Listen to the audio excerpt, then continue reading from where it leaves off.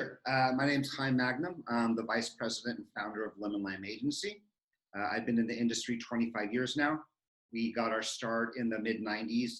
We had an agency called Dragon Talent, and we specialized in the Gen X types. So we've always had our niche clientele. So we started off with very interesting offbeat types, the piercings, the tattoos, the colored hair. We rebranded about 10 years ago.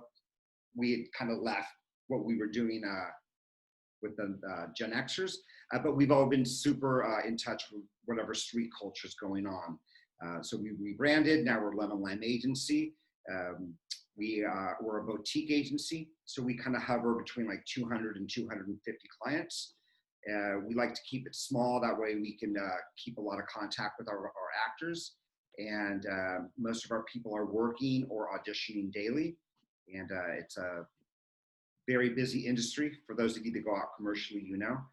It's a bit quiet right now, but there are still things going on. A lot of self-tape auditions and self-shooting commercials at home with people in quarantine. That's the name of the game right now, for sure. And I had the pleasure of speaking with you just last week for a separate interview that we're running in next month's commercial issue.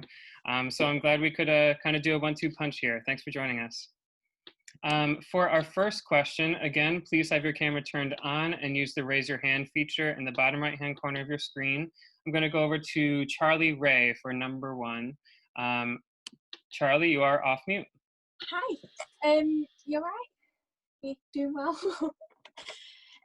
Well, my question is, what are some things that really turn you off a potential client? You know, things that just make you think that you don't really want to be representing them?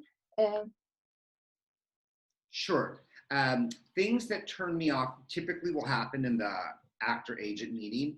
So one thing that I really look for is somebody that can engage you, walk in the room and book the room, which is what you need to do on your auditions. I like somebody that gives eye contact. So people that are wandering around and not paying attention to me don't feel present. So I feel that they wouldn't be able to walk into a casting and book the room.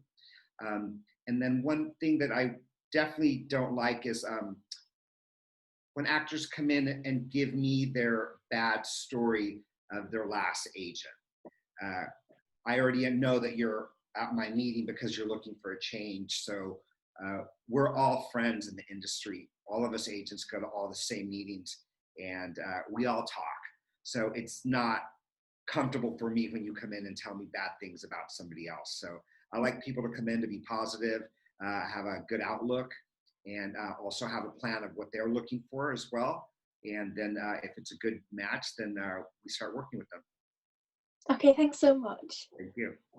Awesome. Thanks for the question, Charlie. Lowering your hand here. Next up, we're going to go to Emily. Emily, you are off mute. Hi, how's it going? So my question is, so a lot of I've been taking a few workshops too, but I've also heard that actors should also be looking for gigs also along with the agent. What is your opinion on that? You cut out just a little bit, so I didn't get just give me the question. Oh, sorry. I've heard that actors should also be looking for gigs too, along with their agent, while they're also looking for gigs. What is your opinion on that? Yes. So the truth is that 90% of the work needs to come from the actor. As the agents, we only have the ability to read the breakdowns and submit you. And commercially, agents don't really pitch. We don't pick up the phone and ask casting directors to see you, just because it's such a fast-paced industry. We get the breakdown at 9. We have to have it submitted by noon. They send out the schedule at 4. They get over 8,000 submissions per role. So so every audition you get is really valuable. And now I forgot your exact question was. Oh, yeah, no, it was just like, yeah, just understanding of, yeah. Oh, about actors. Yeah, so the actors that I see that do the best, because I believe that everyone's, so though I'm a commercial agent, I know a lot about film and television as well. So I think everyone's end game is that you want to end up on a TV show or you want to be on the big screen. And that the actors that I see that really make the best jump from commercials into the bigger screens is actors that are creating their own content. So if you've got a YouTube channel, if you've got a web series, it's really exciting to casting directors and to producers and to directors. Right now, they want everybody to have a backstory. So you're an actress, but you have your own web series, or you have a cooking channel. So something that sets you apart from everybody else. So there is quite a bit of work that I would recommend that all actors do on their own, and talk to your agent about it and ask them what they feel it works for their agency and for you as a client. Nice. Thank you so much. Great, thank you, Emily.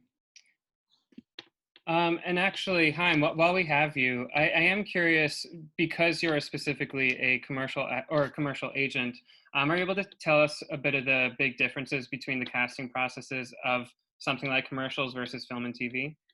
They're absolutely two different animals, and that's why it's so important that actors be trained commercially and theatrically. So a commercial audition can be very technical at times, and it's very different than walking into a theatrical audition. Theatrically, you're going to be reading the script, and the casting director is going to probably be in the room with you. Commercially, there's a session runner, and it might just be a slate, because you might just be in a small vignette with 5 or 10 other people. So you need to really make sure that your commercial audition is really solid. And obviously your theatrical audition that's where you get more time theatrically, typically, to prepare for a job. So the difference is that one is going to be completely different than the other, and you need to be trained for both. Certainly, certainly. Awesome. Well, off to the next question. I'm going to go over to Brian Pinella. Brian, you are off mute. Hello, Chaim. Can you hear me? Yeah, Hello? we can hear you. Okay, good. Sorry, last time I had my mute button on. Chaim, thank you so much for being here today. We appreciate it. I'm sure I'm speaking on behalf of just about every actor here. And like most actors who are dedicated to this and want to make a career of it, I think the number one question most of us would have is, what are the keys, or let me rephrase that, what are the prerequisites that the actor has to have on his or her resume in order to even have a shot at getting an agent? When they have that meeting with you, what do they must have before they even enter the room with you, so that they can make sure that when they do have that opportunity, they are prepared? Sure. So most agents are going to want to see that you've already studied and have some sort of training. And they really want to see, if you're LA based, that you have LA based training. So if you're working in one of the other markets, the big markets like Chicago or New York, they do things a little bit differently than we do here on the West Coast. So if you're in Los Angeles, we want to see you trained by local teachers or casting directors that are working currently on shows or films that are out. So that's the first thing that an agent wants to take a look at. Then as well, the rest of your resume, we want to see what other kind of work you've done. And you don't need an extensive resume, you just need a good solid resume. So even if you haven't done a lot of work, but you've studied quite a bit and you've done, maybe you did a lot of plays in college, that's relevant to us as well. So don't be afraid that just because you don't have any guest stars on your resume, that agents are going to overlook you. Because we all know that everyone has to start somewhere, and we're not expecting everybody to walk in and be an Academy Award winner. But do make sure that you are trained, and that's a good selling point for, that's something that all agents will look for on your resume. Perfect, thank you. Great, thank you, Brian. Let's see here. There we go. And actually, Chaim, when it comes to that kind of training for commercial actors, is there anything in particular that you look for? Do you look for improv training? Do you look for any specific techniques? What kind of stands out to you when it comes to actors getting the training before they walk into your room? Well, there are a few acting schools that we really like a lot. So there's about 4 or 5 of them that we always recommend people. I have a list. So if you're trained by one of those schools, I already know that you've been slightly vetted, and that's really good. Other things that might help you stand out is having a variety of different training. So if you studied with more than one acting teacher is really good. So those are the things that really help you stand out. Excellent, excellent. Next up, I'm going to go to Katrine Mendoza. Katrine, you are off mute. Hi, I have a question regarding commercial. Does putting your previous commercial online hurt your chances of booking more commercial? You know, that's a question that's often asked, and we don't really have an answer for it. Mm-hmm. The reason being, you don't want to seem overexposed commercially. So I think if your commercial is up on your website, let's say, during the time that the commercial is running is fine, but you may not want to have it up for too much longer because we're all looking you guys up on the internet. We look at your YouTube channels, we look at your Instagram, we look at your IMDb, we look at everything. And that's why on your resumes for commercials, we prefer that you put list upon request, because on commercials, if you're working for a soda company, you can't do their competitor. So if somebody sees that soda company on your resume, they might assume that that's something that's current. And you could have done that 5 years ago. So be careful with what you do put out there, because you don't want to seem overexposed, but you obviously want to seem like you are a working actress. So it's a fine line, and it's something that if you do have an agent, discuss with your agent. Every agency is different. Thank you so much. Thank you, Katrine. We have a couple people asking in the comments. Chaim, for a quick follow-up, could you reveal some of the schools that you recommend or that stand out to you in the LA area for potential clients? Sure. I like ASG, Arlene Schuster Goss, over at Camera Left. They do a fantastic job, and they have a really wide range of classes for all ages. Ross Lacey and Allison Horn have one, they're two big working commercial casting directors also. They have one called the Commercial Class, and they also have specific classes that fit very well for my clients. They have one called Burger and Beers. So it's for like the younger market, for people that are gonna book fast food and alcohol commercials. The gold standard right now for many years has been Killian's Workshop. He's been around for about a decade now, and he offers all sorts of different levels of classes. He has days where you can just pop in for 5 minutes and do a quick read, and they'll give you some feedback. So those are 3 classes right now. Those are ongoing classes that we like. And then there are, from time to time, different teachers like Terry Berlind teaches a good on-camera workshop class, but she'll alternate that with a voiceover class. So she's somebody that we also recommend, but she may not always have the commercial class. So those are some of the ones that we go for commercially. Awesome, thanks for sharing. We'll go over to James Kahara for the next question. You are off mute. All right, so you talked about having training from both like the East Coast and the West Coast, right? So I'm from Seattle, so like, is there like a difference between like having a teacher from like Seattle and I know she's done like casting for like TV shows in Portland and Hollywood. So does that like make my training different from everybody else's, or is it something you'd consider? I think that if you're working with a casting director that has a show or that's current, on your resume. So since you're Seattle-based, you may not have the opportunity to physically study with some of these LA or New York teachers. But right now, with everybody in quarantine, most classes are being offered online. So I would recommend for somebody like you to take a look at some of the other casting directors that you may not be able to learn with at other times, but now you might be able to take their classes online. But with training like the kind you're speaking of, we would definitely consider that a good line on your resume. Awesome, thank you, James. Next up, we're gonna go to Carolina. Carolina, you are off mute. Hi, thank you for your time. Just a quick question regarding Reels when trying to, I guess, in the future set up some type of general meeting. Are you looking only at dramatic Reels and comedy Reels if you only have, let's say, a dramatic Reel? I would make a reel of what you have the best footage of. So you don't need Okay. to make a comedy reel if you don't have anything that's worth showing. Okay. But I would keep in mind that comedy is really one of the most requested things in all castings right now. They want people that can move quick on their feet, button it up, make it their own. So if you can get a little bit more comedic training, I would suggest that, and then try to work on building up a comedic reel. It's great. Theatrically, they want to see both reels, a commercial and a dramatic reel. So as close as you can get to that would be fantastic. Thank you. Fair enough. Thank you, Carolina. Next up, we're going to go to Mate Martin, and you are off mute.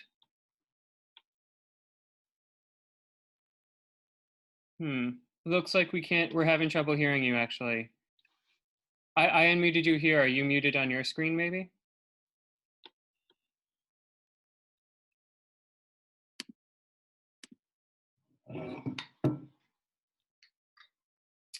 No, we're not able to hear you.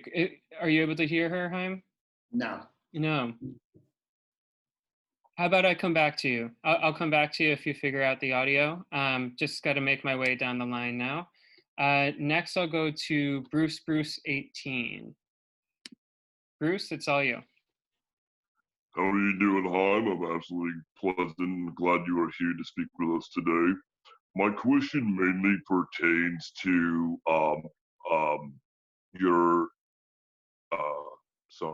your portfolio or your acting capabilities. When you're going into a meeting, what kind of things do they mainly look for on your resume? Let's say you have a normal working resume. Do you place anything from your normal working resume onto your professional acting resume? Unless your working resume has something that might be pertaining to film and television, I wouldn't put it on there. But if you are a martial arts teacher for your real job, that is something that you could add to your acting resume, because that's a skill that is requested. But I would make sure that your resume for acting is really only acting related. So make sure you have any films that you've done, any theater that you've done, training and special skills, but make sure your resume that you're presenting to agents is acting only. Excellent. Thank you, Bruce. Great voice, too. Going to Hai Bin Lee here. You are off mute.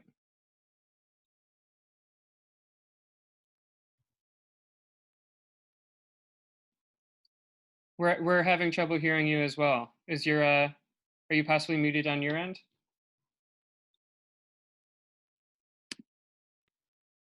Hi, hello. Oh, there we go. All right, we got you. Sorry about that. This is, I guess, more for like your theatrical clients. How much say do actors have, let's say they get a role that they don't feel very comfortable with? What's the best way to kind of say no to your agent in a way that's kind of appropriate? And sort of like, how much say do you think they have in saying no to a role? Sure. One good thing to keep in mind is that we work for you. So you can tell us what you like and what you don't like. And it's something you should establish once you're signed with an agent. You can have a meeting with them and say, I'm very comfortable with all roles, or I'm not comfortable with kissing roles. I'm not comfortable in a role that might portray myself as a bad person. Everyone's different. But as an actor, you're trained to act. So try to make as few rules as possible, because you're gonna keep yourself out of certain auditions. But if there's something that you feel strongly against that you don't wanna do, then just let your agent know. When they send you the audition, read the script, and if it doesn't feel organic to you, then just let them know you wanna pass on it. And you can give them a short explanation about why, and most agents will understand. Thank you. Thank you. We are next gonna go over to Dia Sony. Dia, it's all you. Hello? Yep, we can hear you. Hi, Lesley. Thank you so much for the information. It's been really helpful. I'm actually tuning in from India, and I've done a lot of feature films, like 2 feature films here as a lead, and like 100 or so advertisements from Samsung, and a lot of work here. But do you have any specific advice for a foreign actor or someone I'm from Australia and here, obviously, so yeah. For somebody like you that's worked a lot, I would just say to make sure that your resume shows all of that, and to target agents that have international outreach, because you might still want to continue working in India and Australia and in Los Angeles. But sometimes it is a tough transition to go from a market in which you're working in regularly, and now you're coming into a market that is completely oversaturated, and making yourself stand out can take some time. So for you, I would say come over, be patient, make sure you work with the right agent or manager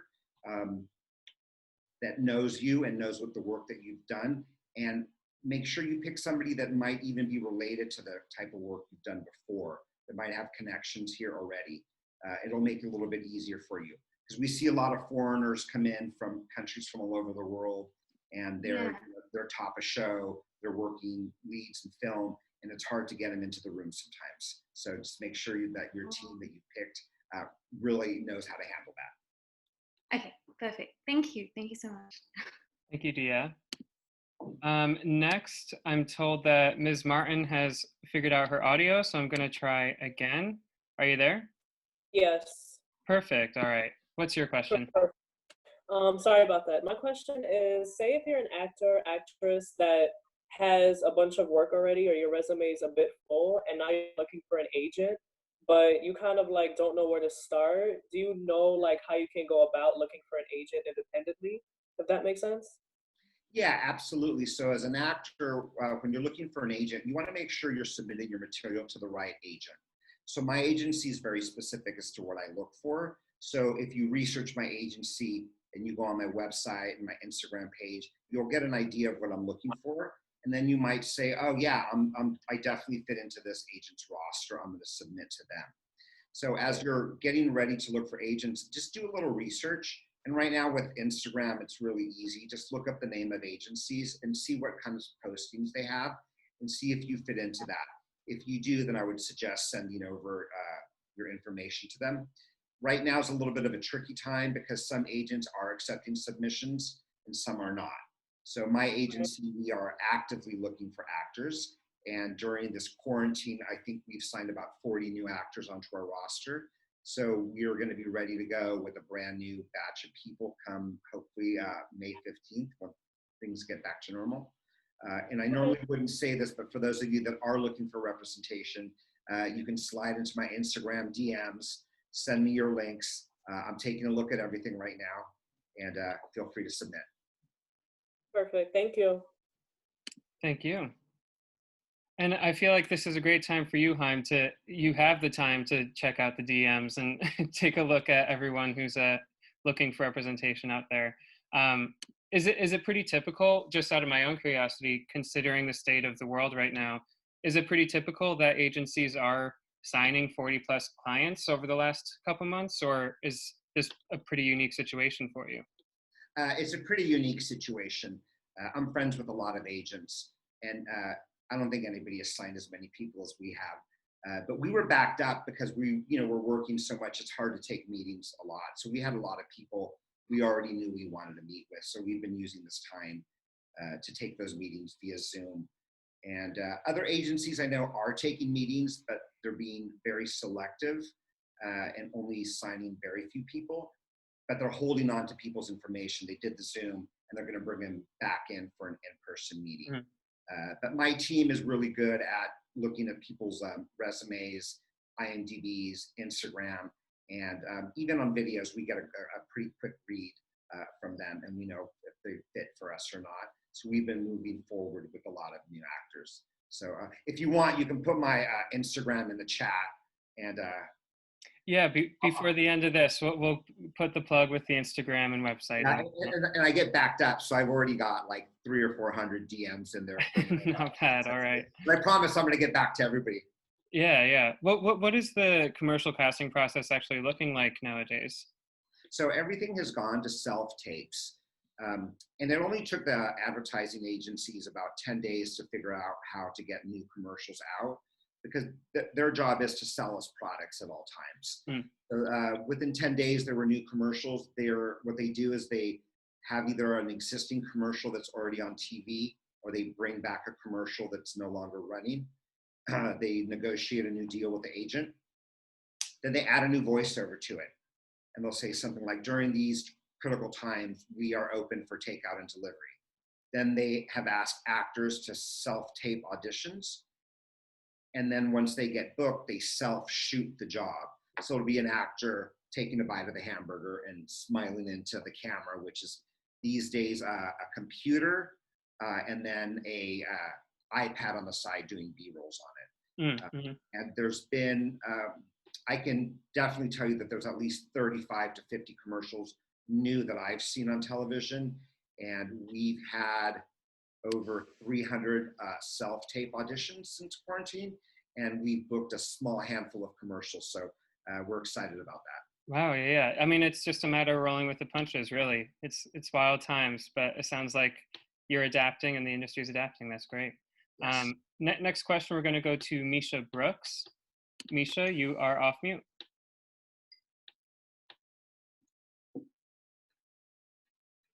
Can you hear us? Not unmute. Oh, you muted me. Okay. There we go. Yeah. Sorry, something happened on my computer there. No problem. All you. Awesome. Thank you so much for having us. Hi, I'm Misha. So I'm actually with Innovative here in New York for Across the Board. And I've been thinking about also going with an agency in LA. Do you have any advice on how to best optimize those true relationships? Because I know there is kind of this territorial aspect where if it's a nationally shooting project that, you know, oftentimes New York will submit for those and LA will also submit for those regardless of where they're shooting. Yes. Well, for you, since you're already signed with an agency that's in New York and they have an LA office, the easiest thing for you would be to see if you can be repped by their LA team. Okay. If you were with an agency that didn't have a LA office, then I would just recommend doing the normal homework, figuring out which agency works best for you, and then having to talk with your New York agent. Let them know that you're looking for representation in Los Angeles. West Coast and East Coast does things completely different. So on the West Coast, we sign people on exclusive contracts. So if that job casts in Los Angeles, regardless of where it shoots in the world, your LA agent will be the one that handles that job. Okay. Yeah, and then I know in New York, you guys can freelance and people are up with 3 or 4 different agencies, and whoever calls you first is who you go with. But in Los Angeles, everyone's on a contract. So make sure you talk it over with your your New York representation, because they may have a different contract that we don't use in Los Angeles, and you want to make sure you know who's getting the commission and how much and where. Right. Yes, want to respect everyone and make everyone happy too. So thank you. You'll be surprised that we all get along. We all work together well. Awesome. Thank you so much. Thank you, Misha. Next up, let's go over to Noelle. Noelle? Yes. Can you There hear you me? go. Yep, all good. Hi there. I'm Noelle. So my question is about headshots. I've heard of some friends through their other agents that there's kind of a trend of more portrait photos. And I'm on your guys' website. I really like your guys' photos that you have on there. I think they're really fresh. And I was just curious about your, who you guys use for a headshot photographer. And then if you do see that trend moving towards more like portrait, not as far as classic headshot. I don't see the trend moving towards portraits quite yet. Okay. Yeah, I think casting still wants just a really straightforward photo. You got to remember, like I said, they're getting 8,000 submissions at one time, and they're usually working on the laptop. So your headshot is the size of a postage stamp. Right. And if it doesn't fit in the flow of things, it'll throw casting off, and they might completely just disregard it. So I would just stick with a traditional headshot for now. I don't see portraits really. I can only remember once in my 25-year career when I've been asked to submit portraits. Okay, great, awesome. And then do you mind saying who is this? Is it the same photographer for all the headshots that are on your website or different ones? No, we every actor can choose which photographer they like, and then we will send them over examples of what works for us. So if you're on my website, that's a pretty good example of what we're currently using. Just a very clean white background with nice energy in the eyes and smile. I have photographers that we like that range from $60 up to $2,000. I've got too many to list here, but just do a little bit of research on the internet and you'll be sure to find photographers. On my Instagram, when photographers are running specials, I'll post a lot of stuff. My page is really informative. My page, Agent Chaim Magnum, and then the Lemon Lime page is really aesthetic. So there are two different, and I put a lot of information for actors on my page. Awesome, cool. Thank you so much. Great, thank you, Noel. Next, let's go over to Jayla. Jayla, you have the floor. Hi, my name is Jayla. I'm 16 and I'm based in the Orlando, Florida area.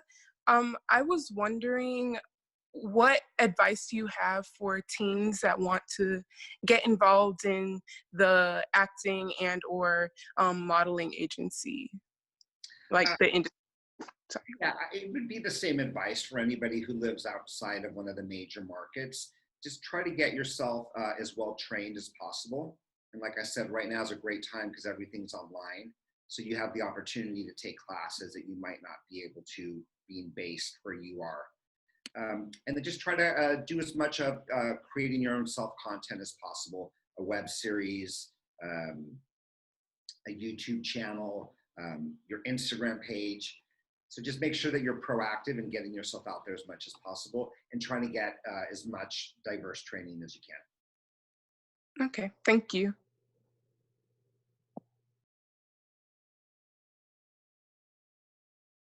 Oh, apologies, I was muted myself. Next up, let's go to Gurpreet Serene. You are off mute. Good afternoon, Chaim. Thank you so much for taking time to chat with us. Really appreciate it. My name is Gurpreet. I'm based in the Washington, D.C. area, and I'm considering to move to a larger market. Now, I know there are differences in Chicago, New York, L.A., and would love to get your advice on like what the differences are in terms of the market and the industry, sort of help me make my decision about which market to move to and then where to move accordingly. You know, I'll be honest, I really don't know so much about the smaller markets. I'm more in touch with what's happening in LA and New York. So I would only be able to speak on that. Sure. I think, you know, obviously everyone's end game is coming to Los Angeles and working here, but I've had actors that have left and gone to smaller markets and had great success, booked a lot of guest stars, stayed there for a couple of years, and then they come back to Los Angeles and it's easier to get them into rooms. So I would just take a look at if you're whatever market you're looking at considering, take a look and see what TV shows they're shooting there and if they're relevant to you. So if they're only doing, soap operas and that's not your style, that wouldn't be the city I would recommend to you. I would suggest a smaller market that's doing a lot of film and television shows. And there's a lot of great areas. I just don't know exactly the markets. Awesome. Thank you so much. I appreciate it.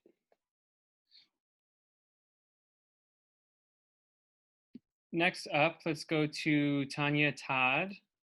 Tanya, you are unmuted. Hi, thank you for doing this. I appreciate it. I'm curious, once we're allowed to see each other again and meet in person, which industries do you think are going to pick up first? Do you think it'll be film, television, or commercial? Well, commercial, we're already back to work. So we're already shooting as we're speaking right now. I just had one of my actresses wrap a job yesterday. So yeah, so the commercial industry is already back going. I'm not sure how they're gonna do on film because those are much bigger crews. So we might see a little bit of a later start with them. But commercially, we're already doing shoots at home. And we already are hearing word of how they're gonna shoot commercially with a very limited crew. It'll be a director, an assistant, cameraman, and it could be about it. You might be asked to do your own hair, makeup, and wardrobe in the beginning. So I think we'll see probably film and television come back around in the beginning of the fall. Okay, thank you. Okay, thanks, Tanya. Next up, let's go to Chris Teig. Chris, you are off mute. Hi, thank you. You can hear me okay? Yep, all good. So, yeah, my question is, and actually you kind of already answered it through other people's questions. And it was really, I'm an actor working in New York with a theatrical agent. But in your case, you're a LA-based commercial agent, if I'm saying that right. Is there ever a confusion and crossover? In New York, I might expect to work with a different agent doing commercial. In LA, it sounds like that might be the same case if you're specialized in commercial for someone who wants to do theatrical. But I'm always worried about stepping on other agents' toes, especially my own, that kind of thing. And then also the danger of double submission, which casting directors hate. And I just wanted you to speak to that a little bit, if possible. And I assume you only work primarily with people who are based in LA. That's my question. Yes, so there's no problem with the crossover. I have actors that I represent only for commercial. I have some that I rep for commercial and print. Some of them have different theatrical agents, sports agent, voiceover agent, body part agents. And we all work fine together. You just need to make sure there's good communication between you and all the agents, and you're keeping everybody updated as to what's going on with your schedule. So there's not a problem with any crossover. And especially on the West Coast, because we do sign everybody on exclusive contracts. So there won't be another agent submitting you for commercials. If you have a manager, we work with your manager and figure out the best system of who's going to submit you on commercials. And typically, the commercial agent's the one who's going to do it, because casting does not like double submissions. And if they do call you in through your manager, they're going to end up having to book with your agent. So it's easier for just one person to submit you. So we don't really have too much of that problem in Los Angeles. I know in New York, it's a little bit more complicated because you guys can have many agents covering you for the same genre. Yeah, thank you. All right, thank you, Chris. Next, let's go over to Sophia.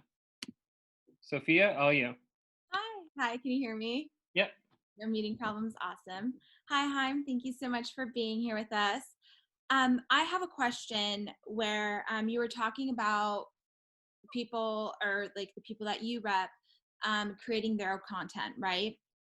Do you see a lot of it being more like just high social media presence, or really just creating storylines? Like, what specifically is it that brings attention? Because I've seen, especially during quarantine, so much of it being like TikTok. And I mean, TikTok's algorithms make someone have like 1 million followers within 2 weeks. So do you see some of those people also being able to go out into our market and infiltrate it? Or is it really much more of the actors that are producing creative things that are getting that work? I think it's the actors that are really creating true content that are getting the most attention, that you really cannot push aside social media. Right. We're all involved in it, and I'll see it. if Yeah. it comes across and it's interesting, you're going to catch our eye. So if you need to do a little bit of a web series and a YouTube channel, and then still have fun on TikTok, I say go for it, because there is no platform right now that is not being looked at. Right. That makes sense. Thank you. Thank you, Sophia. Next up, let's go over to Maddy Casey Jordan. Maddy, you are off mute. Hi, I'm from LA and I'm 14 years old, but I have done multiple productions on stage and commercially, but I just want to kind of get myself out there and do multiple and all of it as much as I can. So what do you do if you have a client who wants to do just all of it and they don't have a specific train thought yet? Well, you're very young, and so that's really advantageous for you because you have a lot of time to get everything in order. The one thing I would recommend for you and for everybody is to really take your time and to make sure that you're trained well. And that's going to help you to cover all the bases of what you want to do. So it sounds like you're interested in doing commercials and film and television and theater and maybe some modeling. So I would say that I would take the time when you're not in school to look out schools that can train you properly. And from there, once you're ready and you're feeling confident, you can have your teachers make recommendations. All the acting teachers have connections with the agents. So once you're in a school, you can ask them to help guide you in the direction of what it is you're looking for. All right, thank you. Thank you, Maddy. Let's see here. Next up, we're going to go to Lesley Flores. Lesley, all you. Unmute. Yep, Hi. you're off mute. Oh, yeah, perfect. Hi, thank you for having us. So I'm just starting out in this specific industry. I'm a dancer, and then I've done a lot of like concert work and a few music videos. So I guess my question for you is, I don't have an agent or anything. Do you have clients that have like a specific skill, like dance or just something that they do where they can do commercials and films and stuff? Or do you expect them to just be versatile? Or I'm just trying to get a sense of how to jump into this without just making myself a dancer, but I have that skill.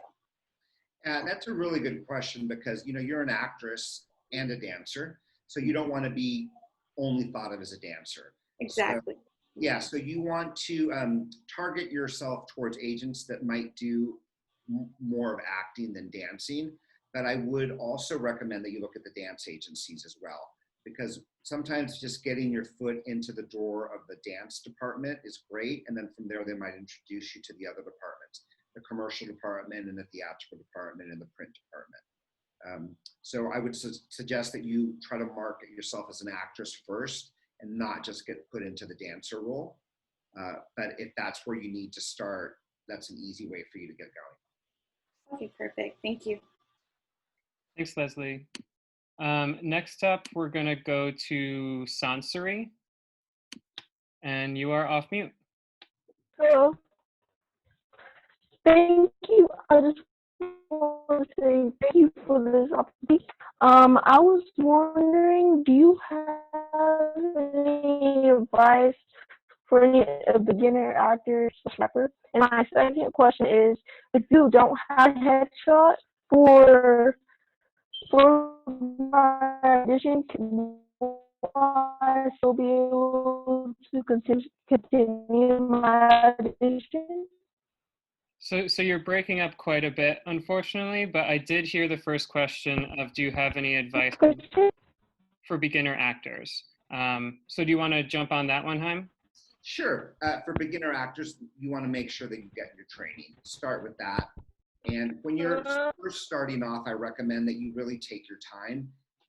People get very excited and they want to arrive into Los Angeles or whichever market it is and hit the ground running. And you need to be very careful because if you're in for an audition and you're not prepared, that casting director may not call you back for a while. So you want to make sure you take your time, you get your acting classes in, you get some sort of a headshot. I heard a little mention of not having headshots. So make sure that you've got those things in place, and then you can start searching for an agent and or self-submitting yourself on projects. But just make sure that you start off with the proper tools, the training and the headshots. Excellent, thank you. I'm going to go over to Tatiana De La Cruz. Tatiana, all you.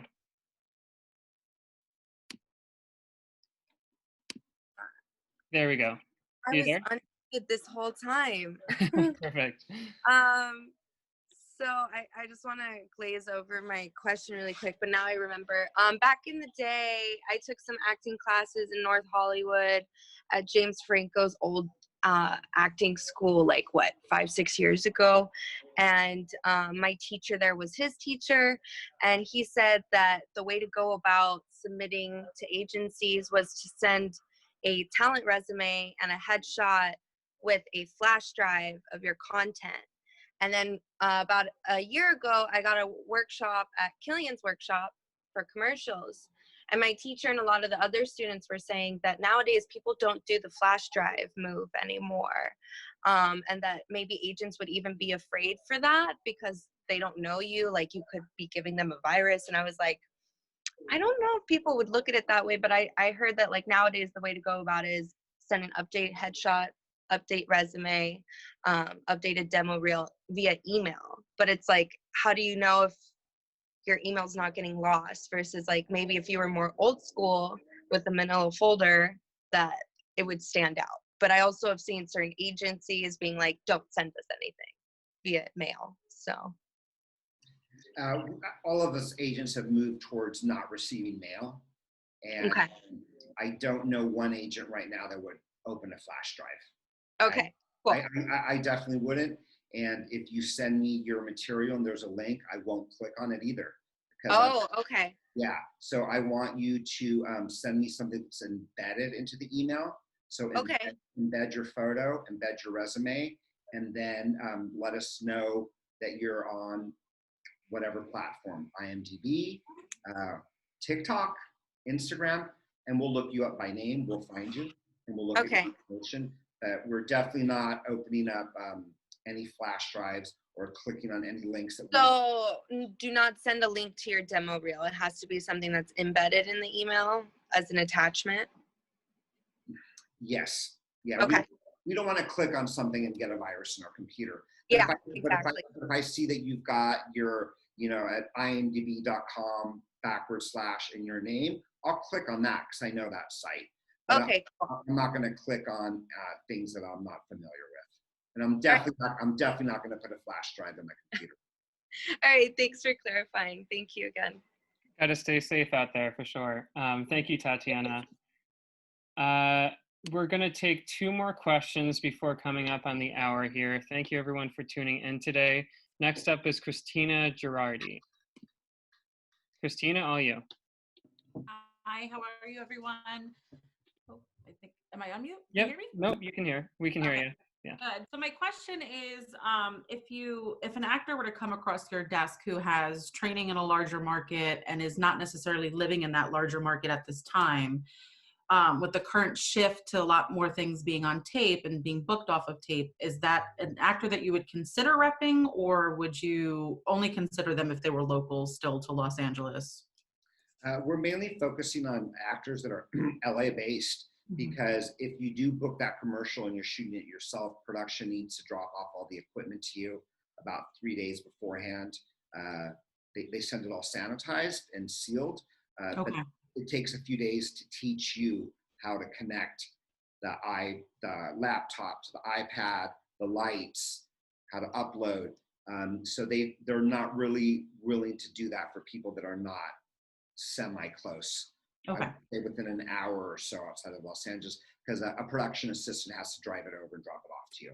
So, but we are representing people, and we have opened up to people that have are not in Los Angeles that we've represented earlier in the year, but they moved away for some reason. We are submitting them with notes saying not an LA local. Okay. Thank you. Great. Thank you, Christina. Final question. We're going to go over to Rachel B. Rachel, you are off mute. Hello. Can you hear me? Yes, we can hear you. Great. Thank you so much for your time and being here today. I would love to know, do you see being typecast as an advantage, and how many actors of a specific type do agents generally represent? Okay, so there's nothing wrong with being typecast because you are a type. So we are typecasting you from the minute we start the interview with you. But you want to avoid being typecast into only that role. You want to be able to cross over into some other roles. And most actors can do that. And some can't. And so they're, if you are a genuine biker and you ride Harley Davidson motorcycles all the time, you probably are part of that culture. And so you probably are going to only be able to go out for those type of roles. But for most actors, they can do a variety of different looks. You're trained in different methods, so you can be different roles. So it's okay to be a little typecast, but you don't want to be consciously typecasting yourself. Right. Okay, thank you so much. Awesome, and I think that was a great question to put a cap on today's session. Thank you everyone so much for sitting through with Chaim and myself. Before we get going here, I am going to link Chaim's website, Lemon Lime Talent Agency, right here for you, and as well as his Instagram as promised. Instagram link is right here. And that's it from me. Thank you, everyone. It looks like Chaim may have frozen, actually, unfortunately, just in the nick of time. But we will be back with you later this week with more offerings on the slate, more Zoom sessions with agents, casting directors, acting coaches, you name it, we got it. And we're really excited here at Backstage about the online community we're building with these. So thanks for coming out. Thanks for sitting through and asking your great questions. And we'll see you next time. Bye-bye.